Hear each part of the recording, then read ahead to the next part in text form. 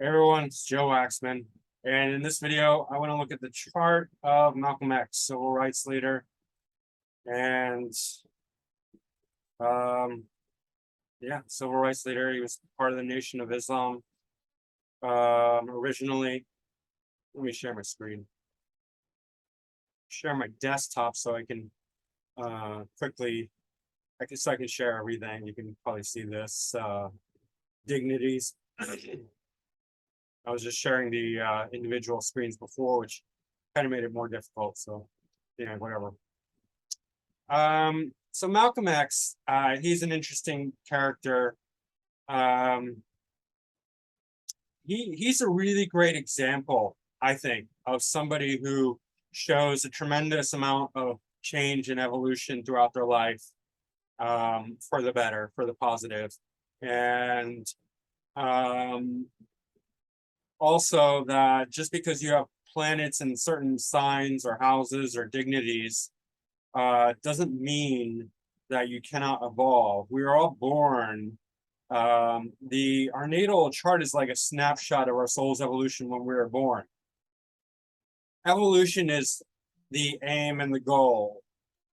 Just because we look at a static view of our astrology chart does not mean that we are limited to our natal chart. In fact, that's the whole point of progressions. It's meant to evolve and grow. And it's all just estimation. I mean, a progression, we have to take everything like lightly, not too concretely or rigidly. And the point I'm trying to get at is that, say, for example, which will become more obvious when I go through, the main story of his life, his Jupiter is in Capricorn, which Jupiter would tend to signify his religion, his beliefs, his philosophy, his faith, his optimism, his overall bigger picture understanding of life. In Jupiter and Capricorn is not very dignified on its own because it's debilitated, it's exalted in Cancer. And initially, this would represent the state of his Jupiterian views coming into this world. It does not define his growth throughout his life. In other words, this Jupiter can and should ideally evolve, right, into something higher than where it starts out from, and all the planets should, right?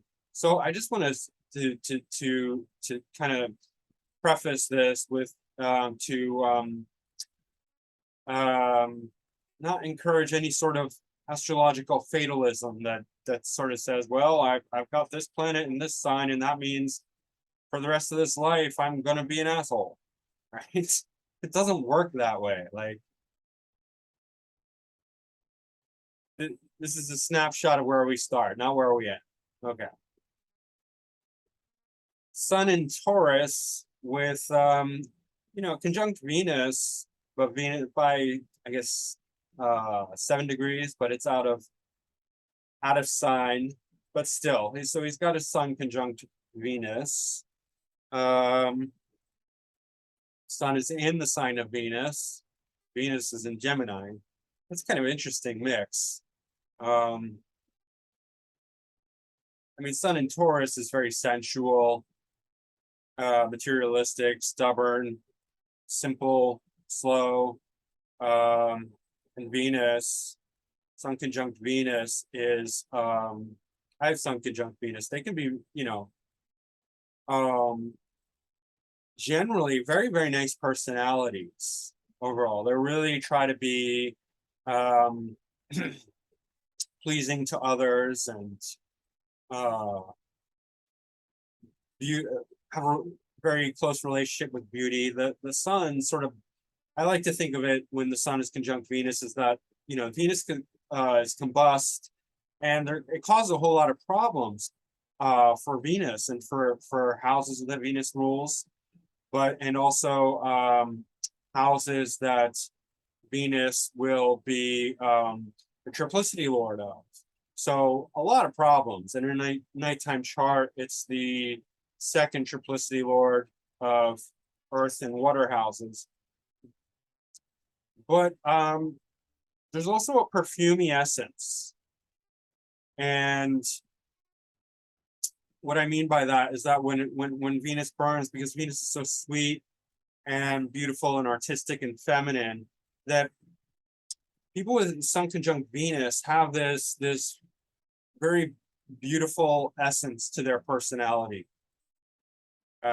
So anyway, that's interesting, but it does cause problems. And it being a nighttime chart, you know, from classical astrology, it's the second triplicity lord of earth and water houses. So that's going to cause trouble for his second half of life in various areas. I'm not going to get too detailed into breaking that down, but just in general, it causes a lot of problems. Somewhere during this middle stage of his life. Okay. He had a very rough childhood. His IC is in Aries, his moon's in Aries, conjunct Chiron. And his father died when he was 6. Where did he die of? Let me just pull up the Wikipedia.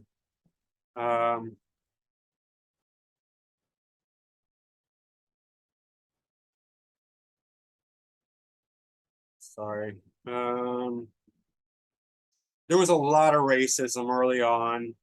When Malcolm's father has died, streetcar accident. Although his mother believed Earl had been murdered by the Black Legion, a racist group. Okay. Father died when he was 6. Could have been racially motivated.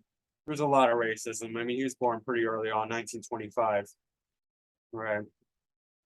And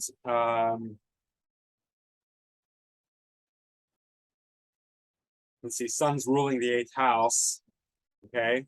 And North Node's in the 8th house. Neptune's in the 8th house. Neptune represents loss.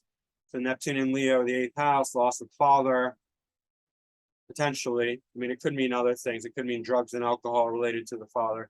But North Node in Leo, conjunct the 8th house cusp, a few degrees in the 7th, but we call it the 8th. Wherever North Node is, it can show loss early in life because this represents the second half of life. So North Node in Leo could represent, especially in the 8th house, early on death of the father. And then his mother later was, I think she was committed. She was committed to a mental hospital for many years. Just nuts. I mean, it's, you know, poor kid. It's really harsh. I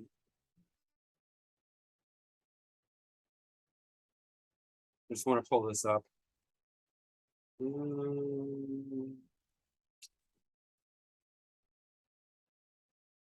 Okay, I can't even find it.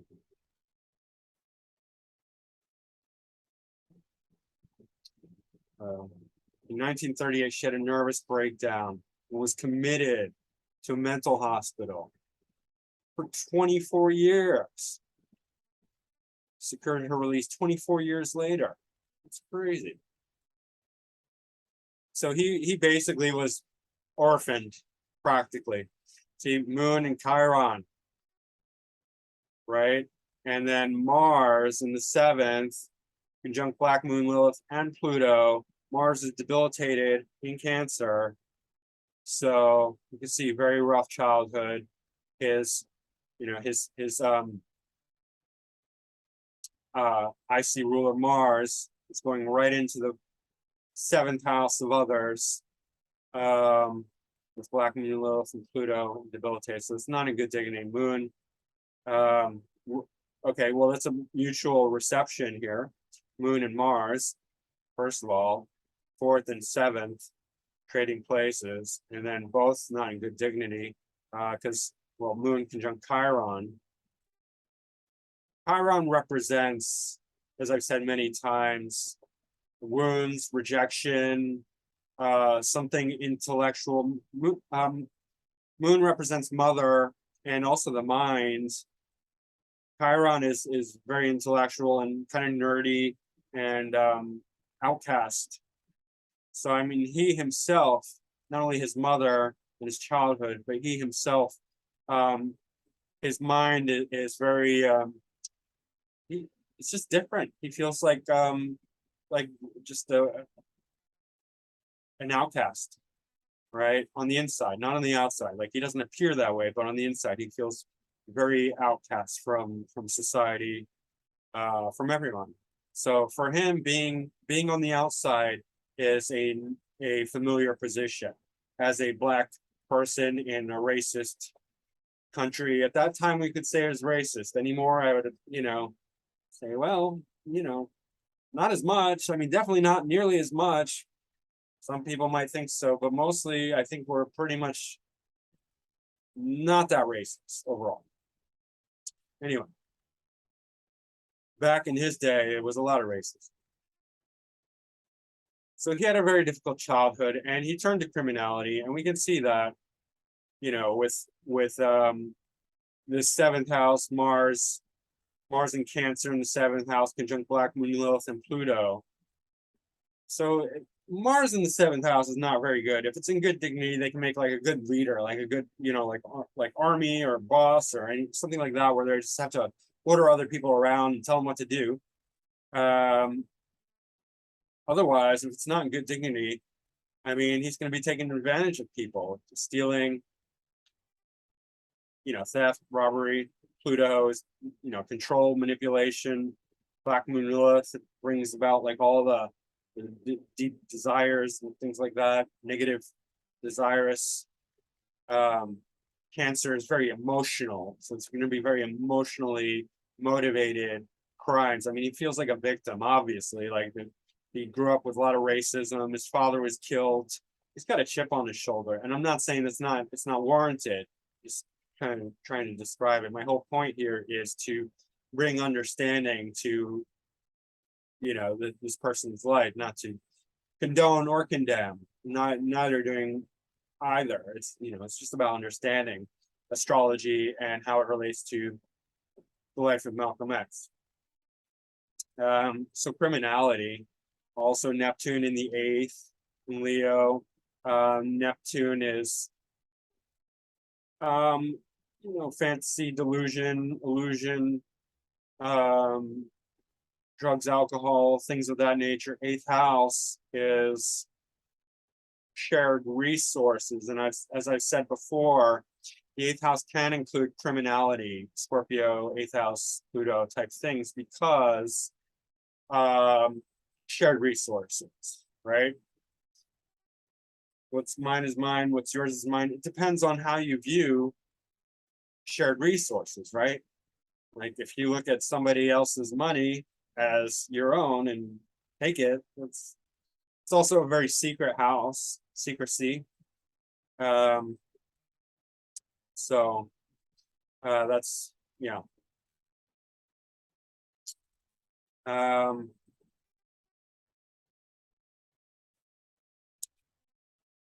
Taurus also he's got a lot of mutual receptions here. Like, I don't know if you can see this. And what's really surprising is that they give us a score. You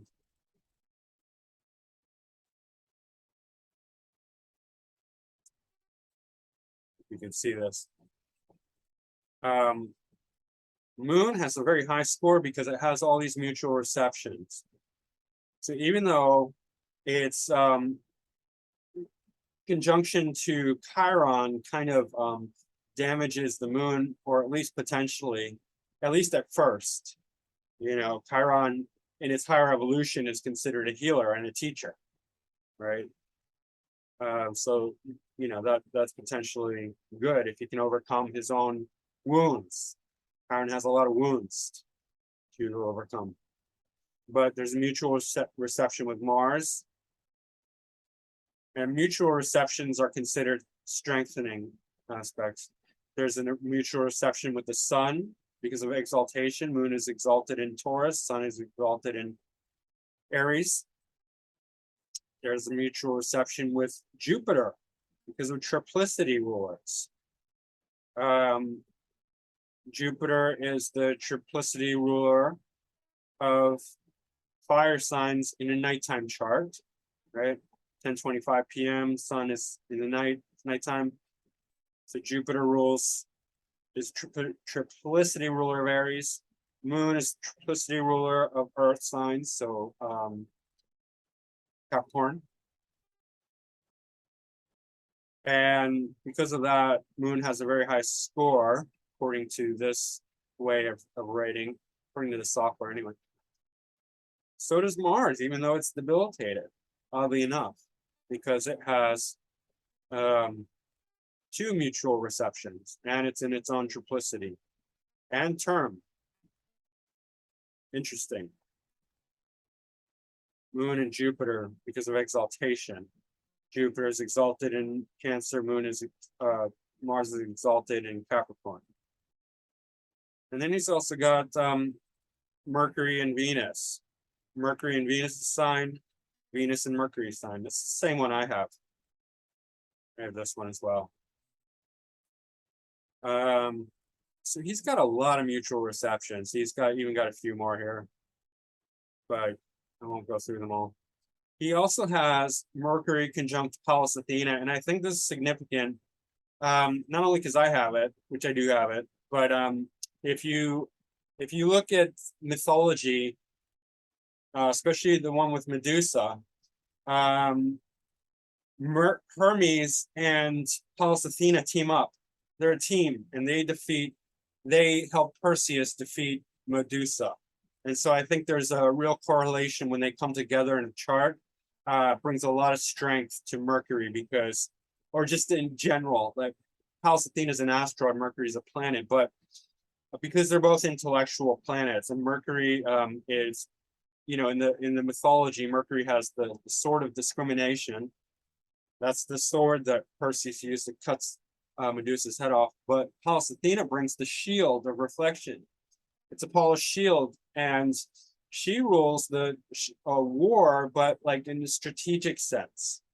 Like she's not Ares, like the god of war who just wants to go and kill people. She's like, wisdom and strategy, right? So she has a shield. She's a bit more defensive and strategic, right? So he has the shield. So the shield and the sword together, when you have Mercury and Pallas Athena together, it's the shield and the sword. So it's very, Mercury has the discriminating sword. It's not a sword of violence and war and aggression. It's a sword of discrimination, because that's the real power of the intellect, the ability to discriminate, to decide, to make decisions between this and that. I choose this, not that. That's the real power of discrimination, because otherwise you have, the polarity of Mercury's exaltation is Pisces. So Mercury is exalted in Virgo, which is discrimination. Opposite of Virgo is Pisces, no discrimination. In Pisces, it's all embracing. But when you're embracing of everything without any discrimination, it's like you take the good with the bad, like you're eating, good food and poison at the same time. Well, the poison's going to kill you. You're not going to just, if you eat poison along with your good food, it's like you need to be able to discriminate, right? And that's the whole point of Virgo and Mercury, right? And so I just kept this in here because Pallas, when it's conjunct Mercury, or in good aspect to Mercury, it's going to aid Mercury a lot and give very good understanding and discrimination. So he has a strong Mercury because of this, in other words, and the ability to discriminate and have strategy and wisdom as far as his, journey in life goes. That's evident there.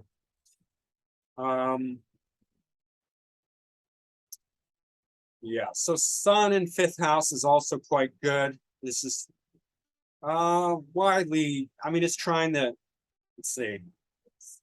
It's basically, widely trying Jupiter. That's good. Trying the 1st house. So generally good Sun. Mercury is very trying the ascendant. So, that's quite good for creates a 5th house orientation, even though it's fourth quadrant.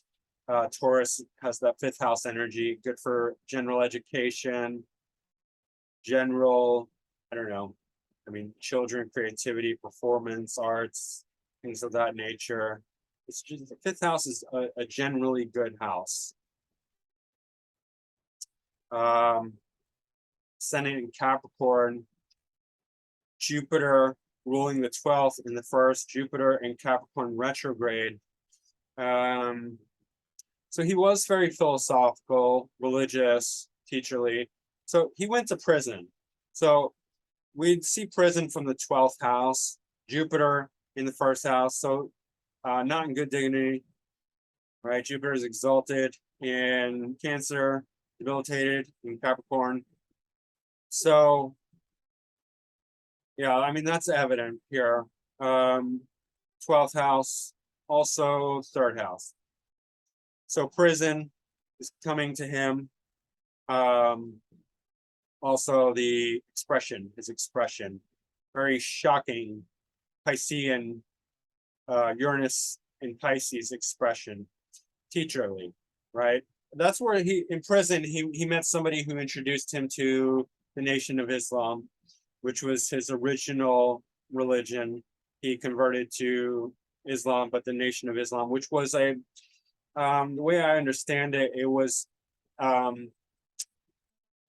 Muslim movement that was primarily directed towards Black America. And it had a militant side to it. Excuse me. And a kind of racial side to it as well. I think overtly kind of racist, if you want to put it bluntly. And I'm not putting judgment on it. It's because I understand that they were just trying to come to terms with their own, treatment, inequality, racial, injustice in America at the time. So, I mean, like, I have a lot of empathy for their struggle.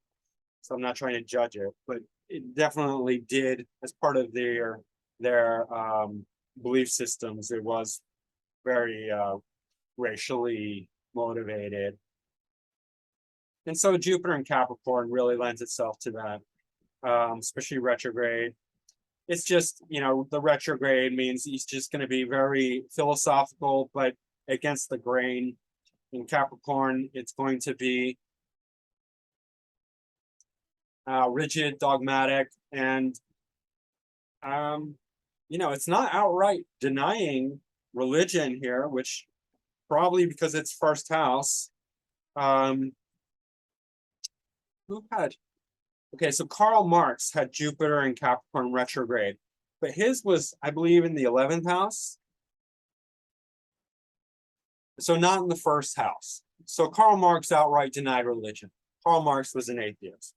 But because I think Jupiter is in the first house, ruling the 12th, it's bringing in a spiritual element. 12th house is, spiritual, mystical, creative, all those things. So I think it is leading him to a very rigid, dogmatic form of religion, especially initially. And he was outspoken, and he criticized even Martin Luther King for his nonviolent stance towards the racial problem, the problem of Blacks in America, and the racism. The problem of racism towards Blacks in America, right? But he was outspoken, so he converted to Nation of Islam, and then he was in jail for 10 years. He came out as Malcom X and moved up in the ranks of the Nation of Islam, and started teaching and preaching in the mosques in various places. There was one in Philadelphia, one in New York, and he greatly expanded the Nation of Islam because he was a powerful speaker. Jupiter in the first house, regardless of sign, is going to be a teacher, right? Jupiter represents teaching, speaking, and all that. His ascendant lord is Saturn, and it's right in the 10th house in Scorpio. Now, Saturn doesn't have much dignity here in Scorpio, except for accidental dignity, what it's called. It's angular, right? It's in the 10th house. Jupiter's angular, Mars is angular, Pluto's angular. Even Moon, you could say, is angular, even though it's barely angular. It's still conjunct the IC. So he's got a lot of angular planets. Saturn in the 10th house is pretty natural because Capricorn 10th house, even though it's 11th whole sign house, and technically the MC is in Libra, but so the way I look at it is that if 10th house is in the 11th whole sign house, then the career involves groups and networks, and it does for Malcolm X. I mean, he was heavily involved in groups and networks, Nation of Islam, right? And later he started his own groups and networks, which led to his eventual assassination. We'll get to that. So Saturn, this is him. This is him because it's his ascendant lord. So he's going right to the top. Very good for career. Scorpio is, full of crisis and hardship and difficulty and trials and errors and birth and death, right? And we can see that, like, he went through different phases. Scorpio kind of kills you, right? And then you're reborn from the ashes, right? He died in prison, came out Malcolm X.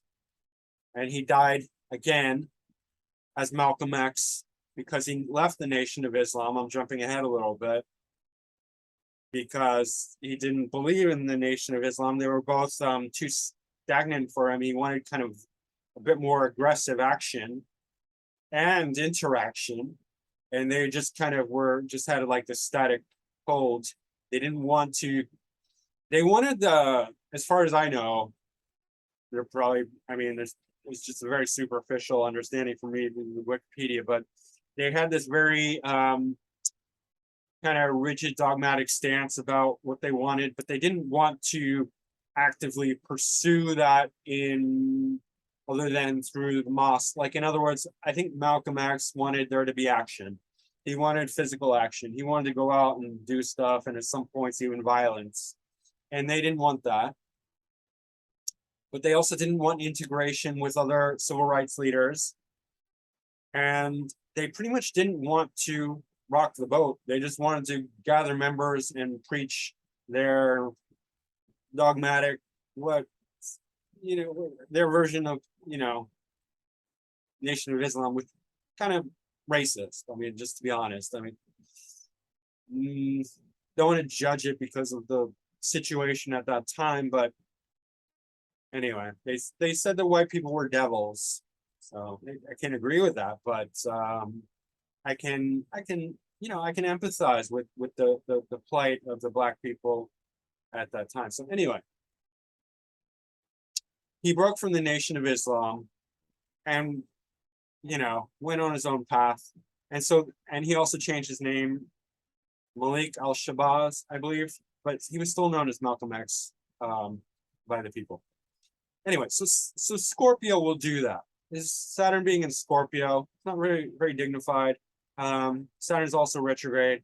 So you can see, like, he's very, Jupiter retrograde in the first house, Saturn, his ascendant lord's retrograde. He's very defiant and very, going against the grain, even the grain of the Nation of Islam. He's not going to be, Moon conjunct Chiron. He's not going to, even though he wants to find community, he's not just going to go with the flow. And later he started his own communities because he was this powerful figure, right?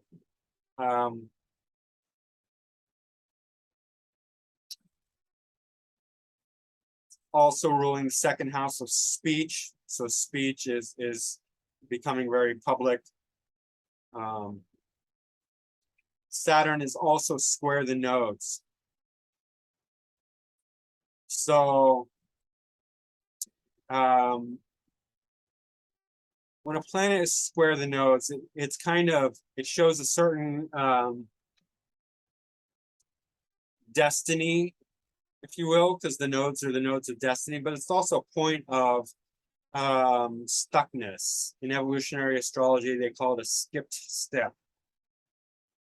whether it is or isn't, it is what it is. It's something that's stuck. It's being his ascendant lord. It's both stuck and emphasized. There's a lot of pressure there for it to kind of move and grow and evolve. So, I mean, there's a lot of tension here.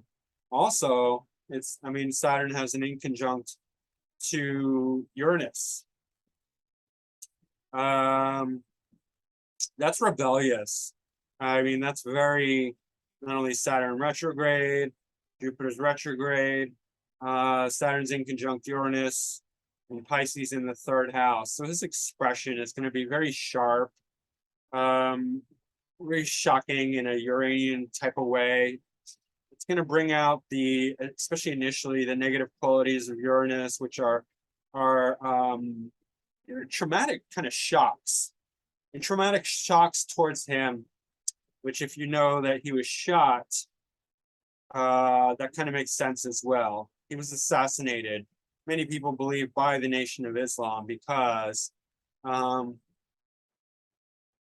he went against it. And the leader of I don't remember his name, the leader of the Nation of Islam was, he found out he was sleeping with, he got like 8 or 9 like young girls pregnant. And he was trying to make excuses for himself. Oh, there's precedence for this and blah, blah, blah. Yeah, I don't blame him for exposing that and breaking from the Nation of Islam for that. Also for he took trips to the Middle East and North Africa and realized that he converted to Sunni Islam after the Nation of Islam. And he realized that in the Islamic community, there were devoted white followers as well as black and every shade in between. And that if he wanted to be really Muslim, Sunni Muslim, that he couldn't create this racial divide when there wasn't a precedent for that, when there wasn't a given good reason for that, and that a lot of his beliefs were, in fact, not grounded, not justified. So yeah, that talks about his evolution, of Jupiter, of his belief system.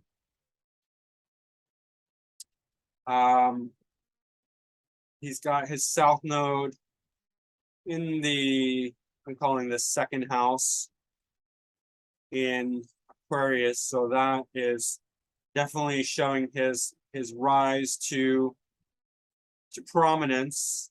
I mean, definitely not without his, share of difficulties. Sun combust Venus will do that through early and middle life because it's the second triplicity lord.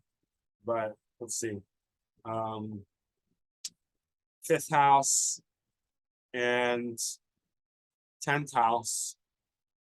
So yeah, I mean, through his youth, his childhood, and his career, that he's going to go through definitely troubles and issues. 9th, 10th, you could say. Venus combust the sun causes a lot of problems. I'm not going to lie, but it can also, because Venus represents materialism, right? In its uncombust ways, like an uncombust Venus can really have a luxurious life, but if somebody has a luxurious, very rich Venus filled life, then they can become overly materialistic. So a combust Venus, although very difficult, can make somebody more spiritual, in fact, through hardship and difficulty, because Venus is becoming purified by the sun, and Venus being the most materialistic planet, that's one of the things. Sometimes people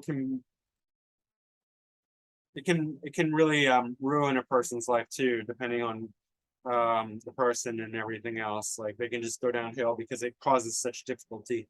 I think it's one of the reasons for Whitney Houston's demise and later in her life. Anyway, her Venus was combust. Um, there's also a really nice trine here between Saturn and Mars and Pluto.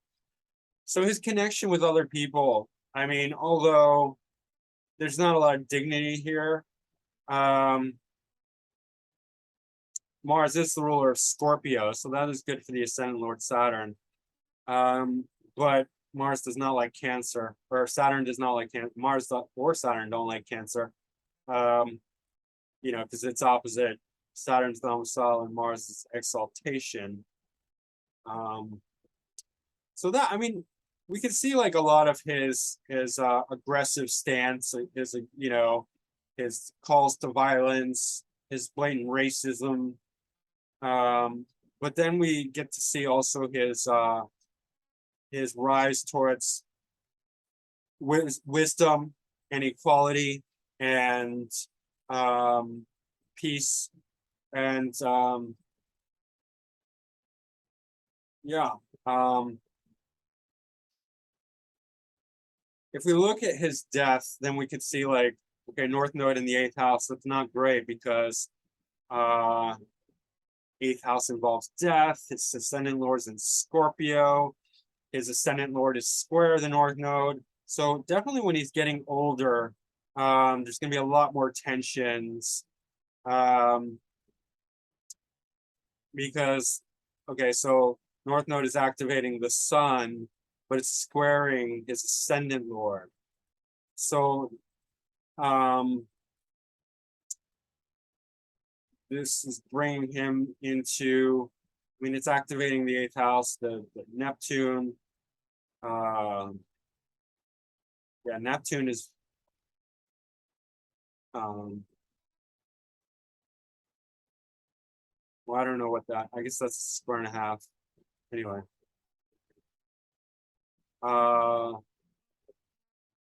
node is also square, I guess it's slightly square Mercury. In any case, because South Node is activating his ascendant, but North Node is activating his sun, it's not activating his ascendant, so his ascendant Lord is weakened by this. I don't know if this is making sense. In the first part of his life, the South Node is in Aquarius. So that's activating Saturn as the ruler. But the second half it's activating the 8th house and the sun. So that's a more negative thing, and it's not activating the ascendant lord. Anyway, I think that this square and this North Node show a lot of weakness towards his ascendant lord. Also, this is an issue. Uranus sesquisquare Saturn. So yeah, let's look at his draconic chart. I think that's interesting as well. Look at all these planets in the 12th house. So 12th house is, obviously we can relate that to prison, but also spirituality and things of that nature. Spiritual is Moon, is Mercury, Chiron. So a lot going on in the 12th house. So spirituality and prison, isolation, things of that nature. His sun is directly over his natal Jupiter, draconic sun. So that is very telling as well for his sort of being this very prominent Jupiterian figure. Let's see.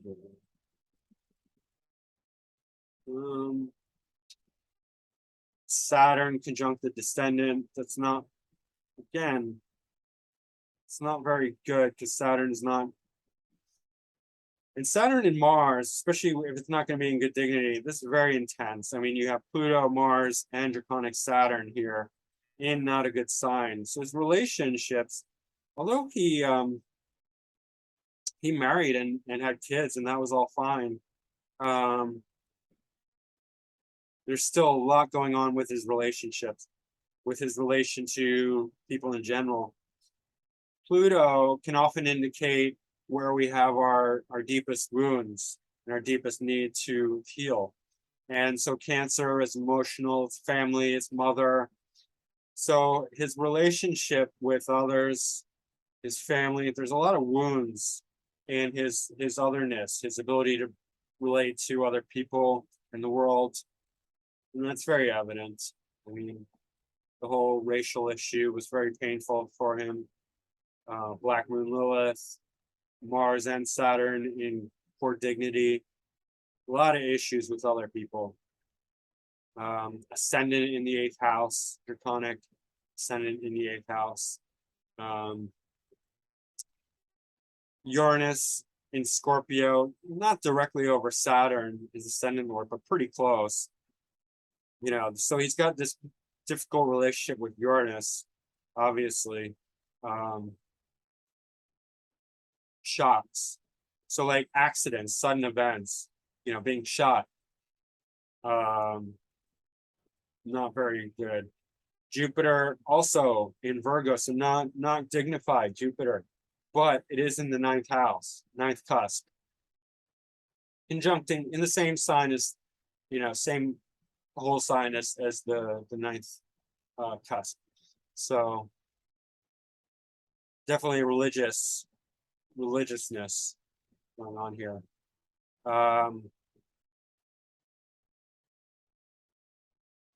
Yeah. So let me go back to his natal chart for a minute.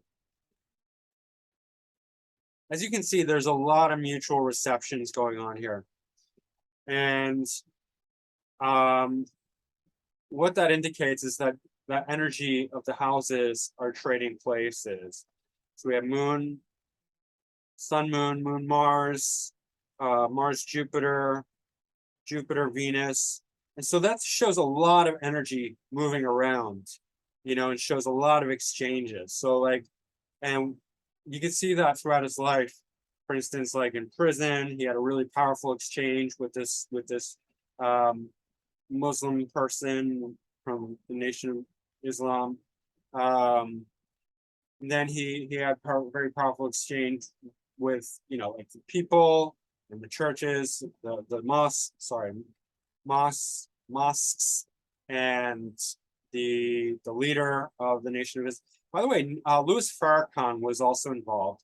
Louis Farrakhan is I guess he's the modern leader of the Nation of Islam, and he spoke out against Malcolm X. I think regrettably, but I don't think that he was responsible for Malcolm X's death, but I think he contributed, and I think he admitted to contributing to the climate around which Malcolm X was murdered. In other words, that he was speaking badly about Malcolm X for betraying the so-called betraying the Nation of Islam, when in fact he was just doing his duty as a human being. And I want to finish this with there's actually a really nice quote from Malcolm X towards the end of his life. All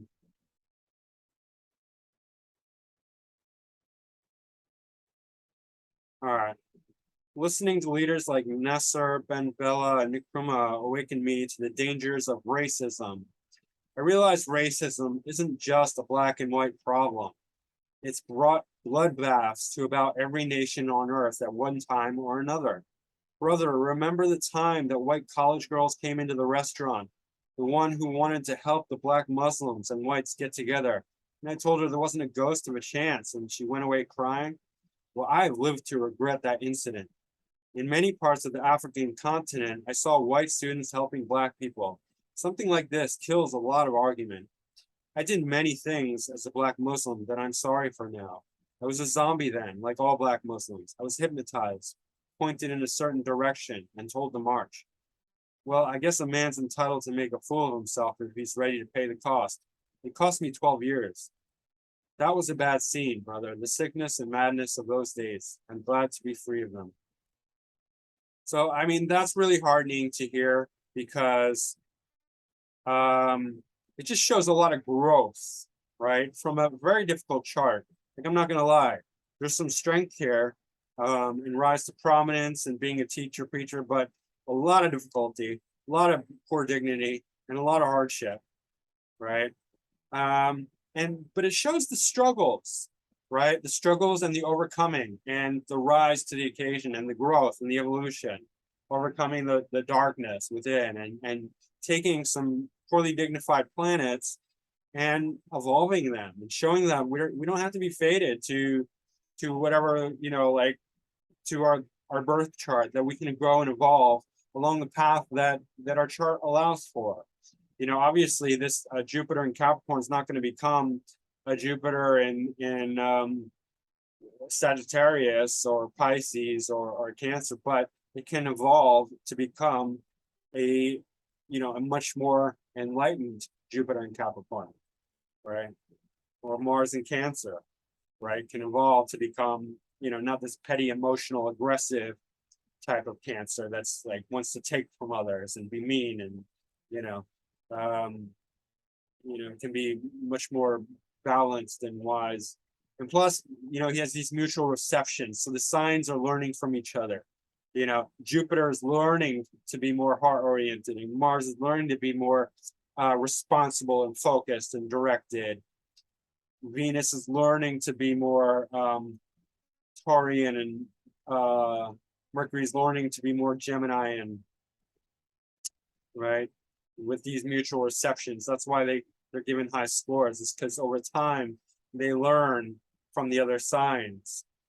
Sun is learning to be from the moon in Aries. Moon is learning from the sun in Taurus, right? Moon is learning from Mars in Cancer.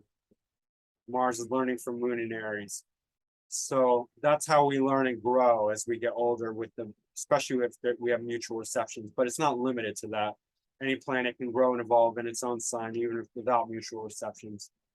So anyway, I think it's really, really, nice to recognize, through astrology, especially that's how I like to see it, how, a person goes through their life and changes.